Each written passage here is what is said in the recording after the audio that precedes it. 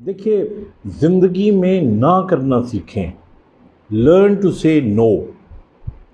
हम जो लोग एशियन हैं और ख़ास तौर पे जो पाकिस्तानी हैं, हम तकल्लुफ़ में आके बाज़ औक़ात जब हमसे कुछ लोग तकाज़ा करते हैं, चाहे वो पैसे उधार मांग रहे हों, चाहे हम उनसे कोई काम करवाना चाह रहे हों, तो हम नहीं कर पा रहे होते, हमें पता होता है, लेकिन हम ना नहीं करते।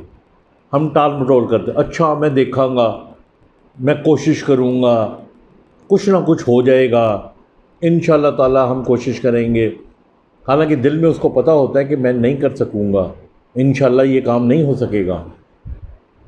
और फिर ये बातें करके हम उस शख्स को 3, 4, 6 दिन के लिए मुतमईन कर देते हैं। फिर उसका फ़ोन आता है हमें, और फिर हम चूँकि नहीं कर पा रहे होते तो हम फ़ोन नहीं उठाते, फिर बहाना बना लेते हैं।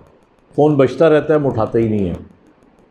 तो इससे बहुत बेहतर है कि अगर हम एक काम नहीं कर सकते तो we should learn to say no.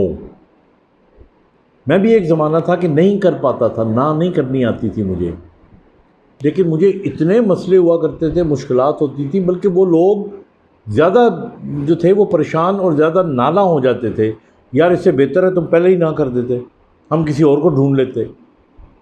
तो इसलिए देखिए, आदमी ज़िंदगी में तजर्बों से सीखता है।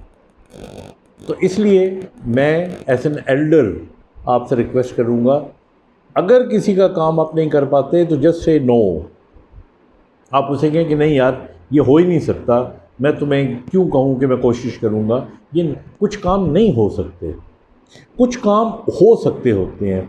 उसके अंदर आप कह सकते हो कि आई विल ट्राई, और जब आप कहते हो आई विल ट्राई तो उसे कहो कि हाँ मैं 3-4 दिनों के बाद तुम्हें बता दूंगा, और फिर बता दें कि मैंने ट्राई किया, नहीं हो सका यार, आई एम सॉरी, कोई और किसी को कह दो कोई काम कर लो।